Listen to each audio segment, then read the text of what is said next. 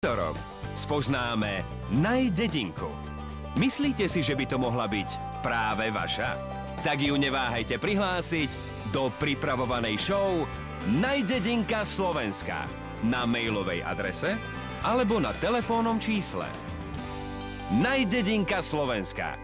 Viac na rtvs.sk.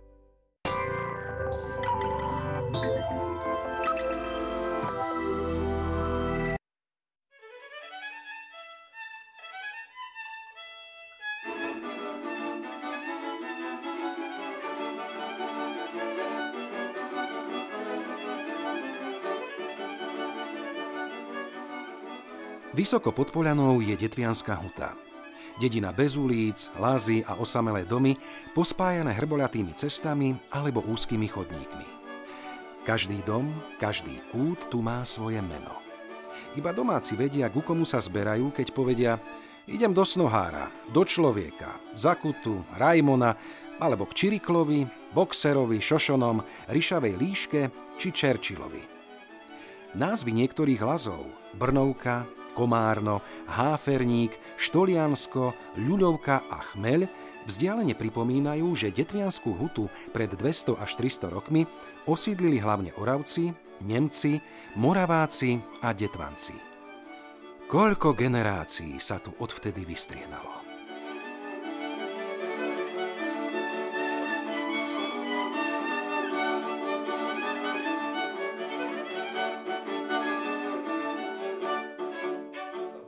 S veľkou láskou prijali ma otec môj a moja mať.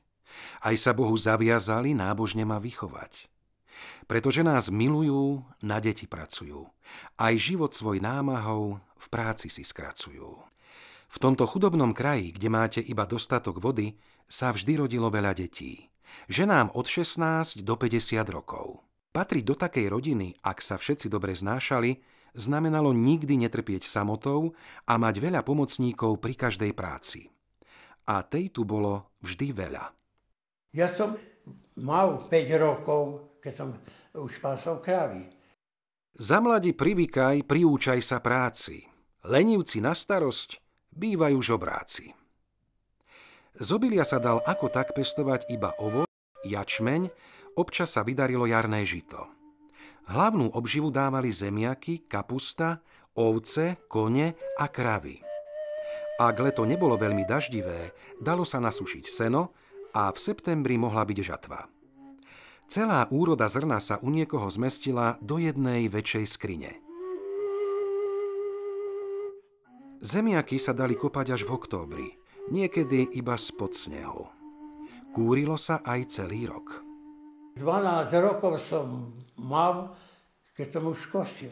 Stárky mi polištoval kosu a už som ja kosil. No tak to, viete, zo začiatku to nešlo bohy ako, ale za jeden týždeň za ono už stárky mi sa predo mňa ťahať, lebo by som mu bol do pety. V šťastí pamätaj si, že sa ono mení. Je jak jarný kvietok. Dnes je, zajtra není.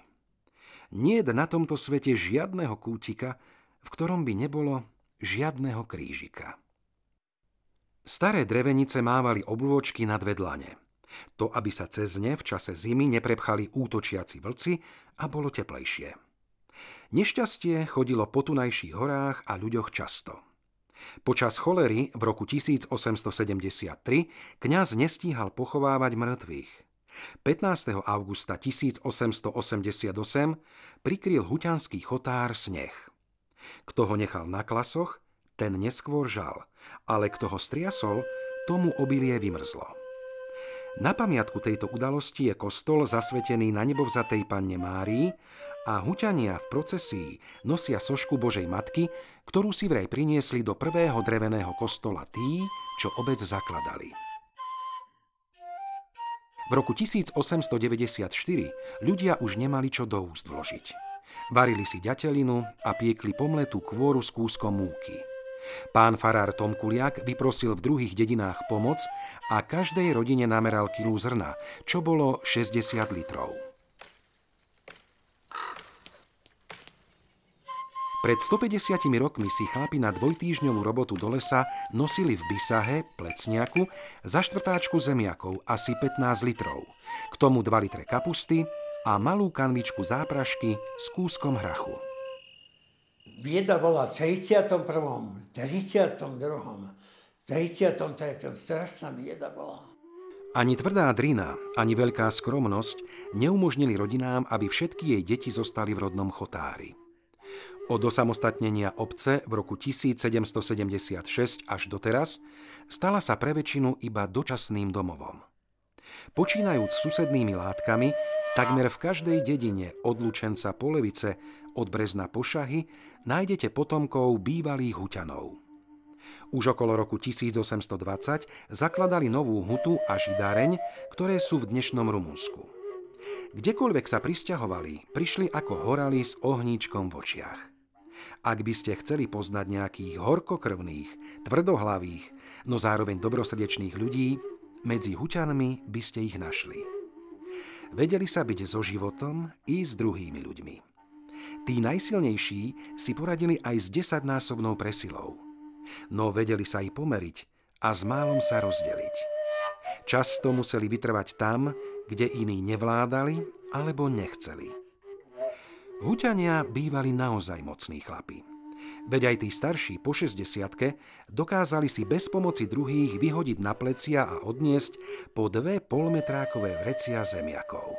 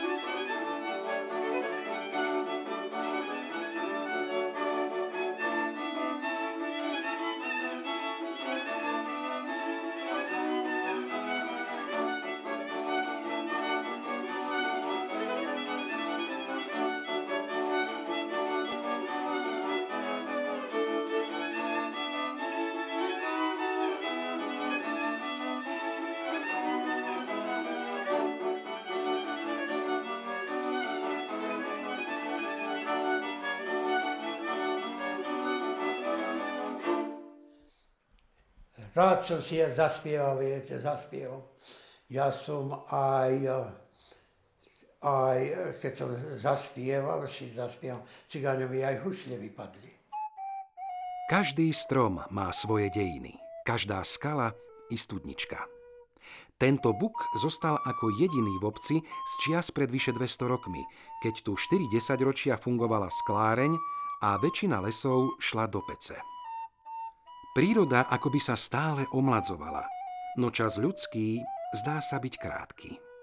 Veje vietor po dolíne, veje vietor po dolíne, moja mladosť tak hynie. Moja mladosť tak hynie. Moja mladosť aj podoba. Moja mladosť aj podoba, uteká mi ako voda. Uteká mi ako voda. Voda sa už neobráti.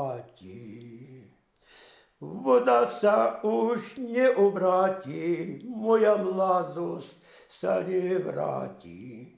Moja mladosť sa nevráti. Veje vietor, padá rosa. Veje vietor, padá rosa. Moja milá, nebojže sa. Moja milá, nebojže sa. Huťania museli bojovať nielen o kúsok chleba. Boli časy, keď ich prenasledovali za to, že sú kuláci, aj za to, že sa učia mravné zrkadlo a modlia sa.